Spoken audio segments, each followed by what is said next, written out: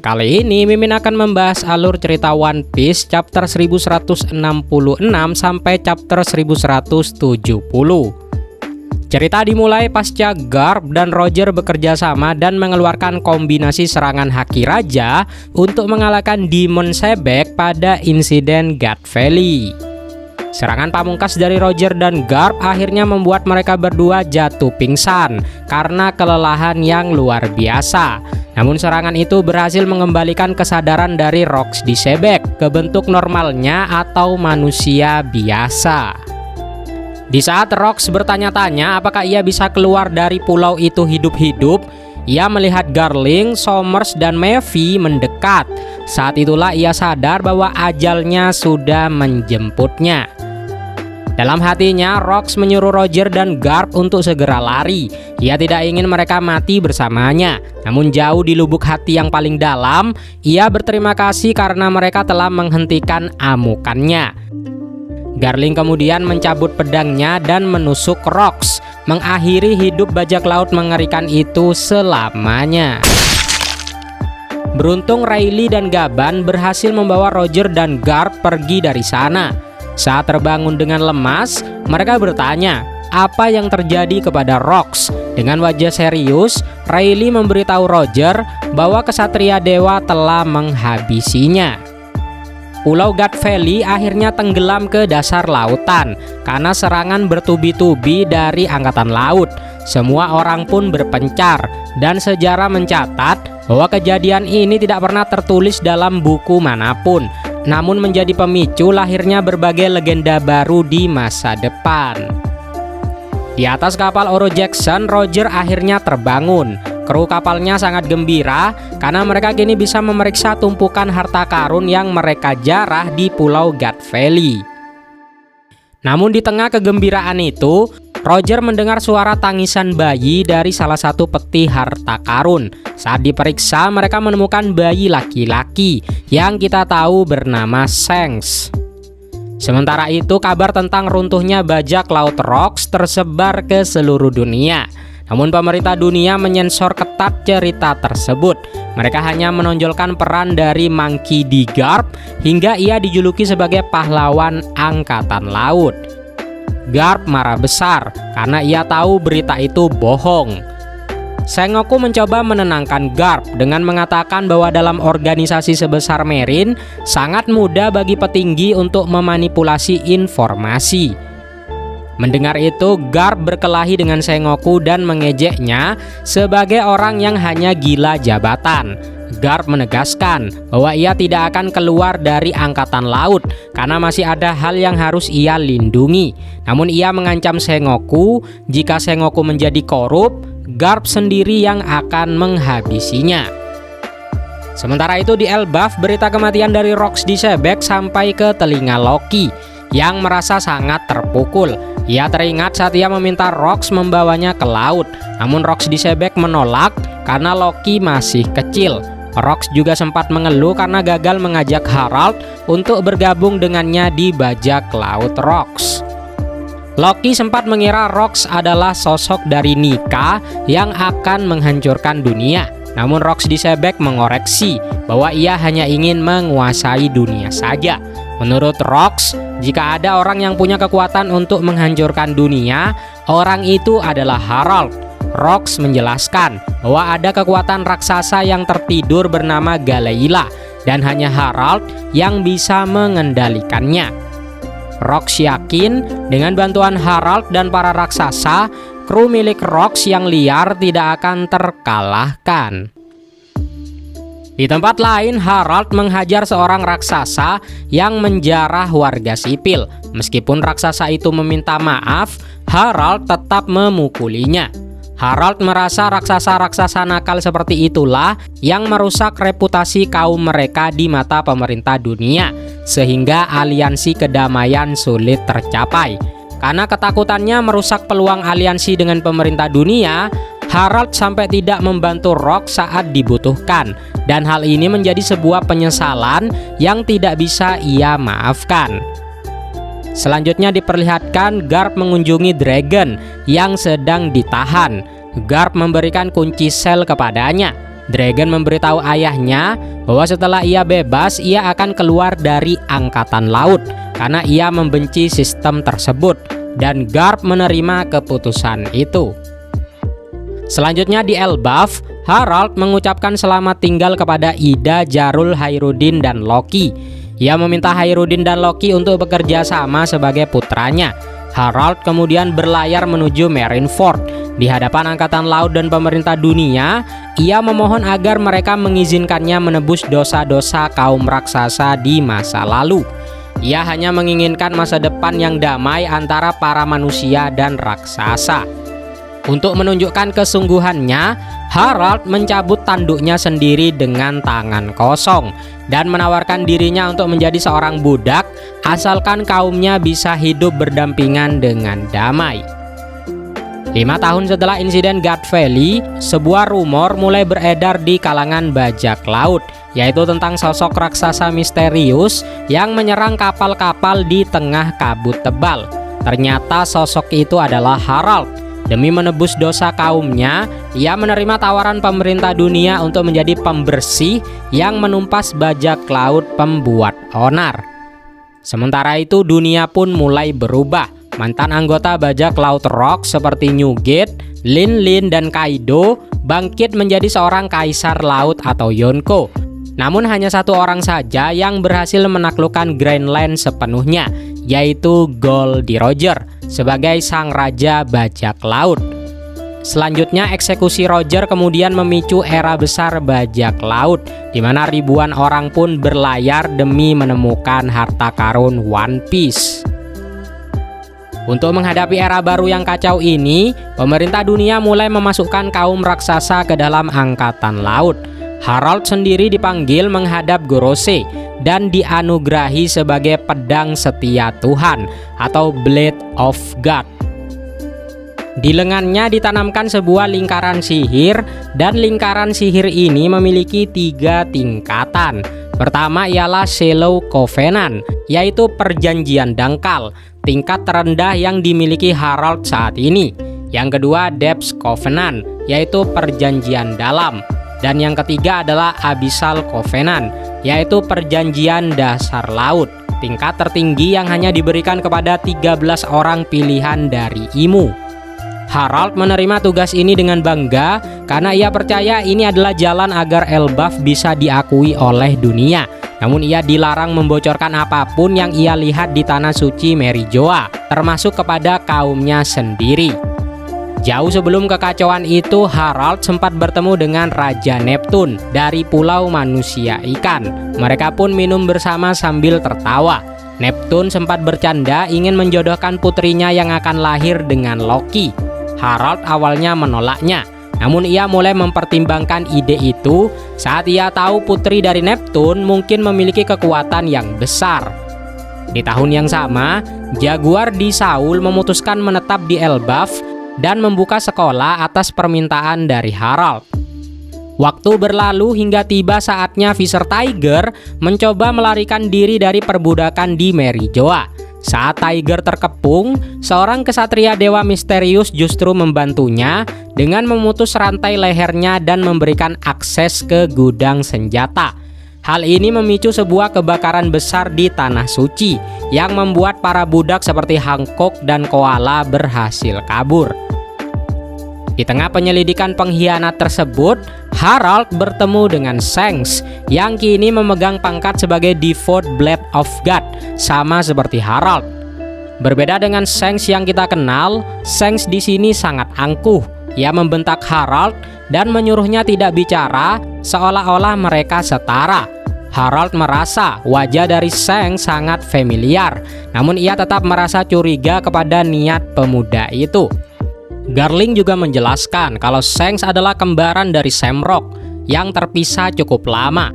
Lalu saat Shanks bisa mendapatkan kontrak perjanjian laut dalam, kemungkinan besar Shanks akan selevel kekuatannya dengan Shamrock.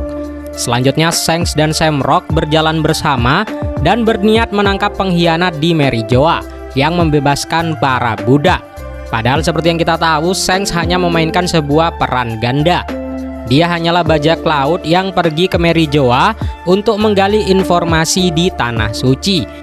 dan siluet orang yang membebaskan Fisher Tiger 99% adalah dirinya. Selanjutnya kabar buruk datang dari Elbaf. Ida, wanita yang sangat dicintai Harald, jatuh sakit parah. Hairudin berlayar ke laut lepas demi mencari seorang dokter. Sementara Ida menolak memanggil Harald pulang karena ia tidak ingin mengganggu tugas suaminya. Bagi Ida, mengelola bar dan menyambut para pelaut adalah caranya untuk membantu visi dari Harald. Namun sebuah kebenaran pahit terungkap. Loki mendatangi sebuah desa dan menemukan kenyataan yang mengerikan. Ida ternyata diracun oleh penduduk desa alkohol, tanah kelahiran dari ibu kandungnya, yaitu Estrid. Mereka melakukan itu karena tidak ingin orang luar seperti Ida menjadi ratu dari negara Elbaf, yang bisa mengancam status dan harta mereka. Mereka mengira Loki sebagai putra dari Estrid, yaitu bangsawan dari Elbaf, akan mendukung mereka. Namun setelah mendengar itu, Loki pun murka. Ia membakar seluruh desa tersebut. Dengan penuh amarah, Loki mengungkapkan rahasia kelamnya. Ia ingat betul bagaimana ibu kandungnya, yaitu Estrid, membuangnya ke dunia bawah saat ia baru lahir. Loki menyatakan bahwa ia sangat membenci Estrid dan kaumnya. Lalu Loki berteriak di tengah kobaran api, "Bagiku satu-satunya ibu yang aku miliki hanyalah Ida." Di tahun itu pandangan dunia terhadap kaum raksasa berubah drastis. Sejak mereka bergabung dengan Angkatan Laut, orang-orang mulai mengagumi dan menantikan produk-produk dari Elbaf. Harald mengumumkan visi besarnya. Ia ingin membangun kapal-kapal besar agar kaum raksasa bisa berlayar bebas, mempelajari budaya bangsa lain dan memajukan negara Elbaf. Harald sempat mengunjungi Saul di sekolah Walrus. Ia merasa bahagia melihat anak-anak tumbuh dengan bebas dan penuh dengan kepolosan. Saat Saul bertanya, apakah Harald tidak takut kehilangan jati diri Elbaf sebagai bangsa prajurit, Harald menjawab dengan bijak. Ia kini percaya bahwa kekuatan sebuah negara bukan hanya dari militernya saja, tetapi dari kedamaiannya. Sebuah pemikiran yang lahir berkat pengaruh dari Ida. Saat musim dingin tiba, Harald dan Ida berbincang tentang masa depan. Ida mengaku bangga melihat perubahan dari Harald.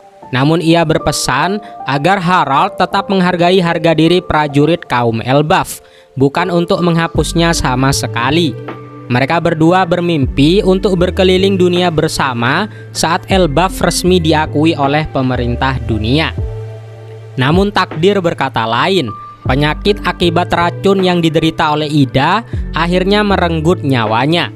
Harald, Hairudin, dan Loki yang saat itu masih dipenjara karena membakar desa, tenggelam dalam duka yang mendalam. Kepergian Ida menjadi awal dari runtuhnya harapan dari Harald.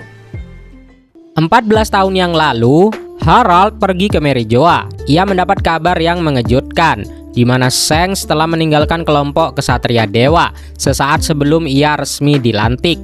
Karena kekosongan posisi itu, gelar tersebut diberikan kepada Harald. Harald menerimanya dengan senang hati, percaya bahwa ini adalah tiket bagi Elbaf untuk bergabung dengan pemerintah dunia. Gorose lalu membawa Harald ke ruangan tahta kosong. Harald menyatakan bahwa setelah Elbaf bergabung, ia ingin turun tahta dan menyerahkan kepemimpinan kepada generasi muda yang lebih murni. Tiba-tiba sosok misterius bernama Imu muncul dan duduk di tahta tersebut. Sebuah pemandangan yang membuat Harald kaget, karena seharusnya tahta itu tidak boleh diduduki oleh siapapun. Imu kemudian meningkatkan segel di lengan Harald dari Shallow menjadi Depths Covenant atau perjanjian laut dalam. Seketika Harald menjadi jauh lebih kuat dan bahkan menjadi makhluk abadi. Namun ada harga mengerikan yang harus ia bayar. Imu memerintahkan Harald untuk kembali ke Elbaf dan menciptakan sebuah abyss atau lingkaran sihir. Imu menjanjikan bahwa setelah itu keinginan Harald agar Elbaf bergabung dengan pemerintah dunia akan dikabulkan. Namun Imu memberikan satu syarat mutlak yang berlawanan dengan impian dari Harald, di mana Elbaf harus dijadikan sebagai negara militer sepenuhnya. Harald mencoba membantah Imu. Ia rela dirinya sendiri diperbudak, asalkan rakyatnya tetap bebas dan tidak dipaksa untuk berperang. Namun Imu mengungkapkan kebenaran yang sangat kejam. Depth Covenant atau perjanjian laut dalam membuat Harald tidak bisa membangkang kepada Imu. Tubuh Harald mulai bergerak sendiri di bawah kendali dari Imu. Harald sadar bahwa Imu tidak pernah menganggap kaum raksasa sebagai sekutu yang setara. Imu hanya menginginkan mereka sebagai mesin perang yang kuat. Dalam sisa kesadaran terakhirnya, Harald memerintahkan para pengawalnya untuk merantai dirinya sendiri di sebuah pilar besar di Kastil Aurus. Ia meminta mereka untuk segera memanggil Jarul dan putra-putranya. Para pengawal memberitahu bahwa Hairudin sedang berada di laut, sementara Loki masih di penjara. Dengan nada mendesak, Harald memerintahkan agar Loki segera dibebaskan. Panggung telah siap untuk sebuah tragedi berdarah, pembantaian dan kematian dari Harald yang akan mengubah sejarah Elbaf selamanya. Di kediaman Gaban, sebuah rahasia pun terungkap. Gaban memberitahu Shanks bahwa Roger ternyata memiliki seorang putra. Informasi ini ia dapatkan dari Garp. Shanks merasa sangat senang dan menyebut putra dari Roger sebagai adik kecilnya. Mereka bertanya-tanya apakah anak dari Roger itu kelak akan menjadi raja bajak laut berikutnya. Namun Gaban hanya berpesan bahwa terkadang ekspektasi besar justru sulit untuk dijalani. Namun itulah yang membuat hidup menjadi menarik. Sementara itu di Kastil Aurus, situasi berubah menjadi sebuah mimpi buruk. Harald tiba-tiba membunuh pengawal yang ia perintahkan untuk merantainya. Ia menyadari dengan ngeri bahwa tubuhnya bergerak sendiri di bawah perintah Imu. Harald mulai takut bahwa perintah-perintah ini perlahan akan mengubah pikirannya selamanya. Merasa dirinya adalah ancaman terbesar bagi Elbaf, Harald memohon kepada anak buahnya untuk membunuhnya segera. Namun saat para pengawal menikamnya, luka-luka Harald sembuh seketika. Ia pun kini abadi, namun terjebak di dalam tubuh yang tak bisa ia kendalikan. Saat Loki dan Jarul masuk ke ruang tahta, mereka disambut pemandangan yang mengerikan. Harald mulai membantai semua orang di sekitarnya sambil menangis di dalam hati. Dia memohon agar mereka semuanya lari. Di tempat lain, Shanks menjelaskan kepada Gaban tentang rahasia Covenant atau perjanjian Imu. Shallow Covenant hanya bisa dikendalikan jika berada dalam jarak dekat dengan Mary Joa. Inilah alasan Shanks dan Harald masih bisa berbicara bebas saat di luar tanah suci. Lalu yang kedua ada Depth Covenant atau perjanjian laut dalam, memberikan kekuatan yang luar biasa, keabadian, dan kemampuan berpindah tempat melalui Abyss. Namun imbalannya sangat mengerikan, di mana Imu bisa mengendalikan orang tersebut kapanpun dan dimanapun. Shanks sudah menduga ini akan terjadi jika Harald menjadi seorang kesatria dewa. Ia tahu pemerintah dunia tidak akan pernah menepati janji mereka untuk membebaskan Elbaf. Lalu tiba-tiba Shanks dan Gaban merasakan pancaran haki yang luar biasa dahsyat dari arah Kastil Aurus. Di tengah kekacauan itu, Loki dan Jarul mencoba menahan amukan dari Harald. Dalam sisa-sisa kesadarannya, Harald mengungkapkan kebenaran yang pahit kepada Loki. Harald berkata ia telah terjebak oleh kebohongan pemerintah dunia dan kini ia akan menyerahkan Elbaf untuk dijadikan budak perang. Harald kemudian memberikan perintah terakhir yang sangat berat kepada Loki. Pertama, Harald menyuruh Loki untuk mengambil atau memakan buah iblis suci milik Elbaf, karena hanya itu saja yang bisa menghentikan Harald. Kedua, Harald menyuruh Loki untuk membunuhnya dan mengumumkan kepada seluruh rakyat bahwa Harald adalah raja terburuk dalam sejarah. Dan yang ketiga, menyuruh Loki menjadi pahlawan dengan membunuh ayahnya sendiri. Dan Harald memerintahkan Loki untuk menaiki tahta sebagai raja baru demi masa depan Elbaf. Namun kendali Imu akhirnya merusak pikiran Harald sepenuhnya. Ia menyatakan dirinya sebagai abdi bagi sang penguasa agung Imu dan bersumpah tidak akan membiarkan siapapun keluar dari ruangan itu hidup-hidup. Loki pun berlari sekuat tenaga menuju peti buah iblis legendaris tersebut. Meskipun ia sebenarnya takut kehilangan kemampuannya untuk berenang. Harald yang kini telah kehilangan kewarasannya mencoba merebut buah iblis itu untuk dirinya sendiri. Namun Jarul mencoba menghentikannya. Tetapi Harald menikam kepala Jarul dengan pedang yang dulu diberikan Jarul kepadanya.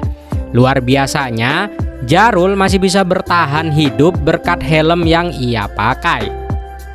Saat Harald mengejar Loki, Shanks dan Gaban muncul tepat waktu untuk menghadang Harald. Jarul pun memohon kepada mereka untuk menghentikan sang raja. Namun Shanks merasa bimbang. Ia bertanya-tanya bagaimana cara mematahkan kendali Imu atas tubuh abadi dari Harald. Di sisi lain, Loki akhirnya berhasil mencapai tempat peti buah iblis legendaris Elbaf. Namun saat ia hendak membukanya, sebuah senjata legendaris bernama Raknir tiba-tiba menyerang Loki dengan sendirinya. Loki pun terkejut, tidak mengerti mengapa senjata palu itu justru menyerangnya. Loki baru saja menghindari serangan mematikan dari senjata legendaris, di mana senjata itu bernama Raknir. Loki pun bangkit dengan wajah penuh amarah, berteriak mencari siapakah yang berani melemparkan palu itu kepadanya. Namun ia bingung karena tidak ada siapapun di sana. Hanya ada peti buah iblis yang terlihat di sana. Lalu tiba-tiba suara gemuruh terdengar. Palu raksasa itu bergerak sendiri. Saking beratnya, pergerakan palu itu membuat tanah di sekitarnya hancur berantakan. Loki pun panik dan berkata, mana mungkin ada benda seberat ini. Lalu lantai dan dinding kastil mulai runtuh. Bukan karena sudah tua, tetapi karena tekanan energi dari Raknir. Raknir pun kembali mengayun ke arah Loki, menciptakan hujan puing-puing bangunan yang mengubur Loki. Lalu di sisi lain, Raja Harald meremehkan semuanya. Ia mengungkap rahasia besar. Buah iblis itu adalah harta nasional Elbaf.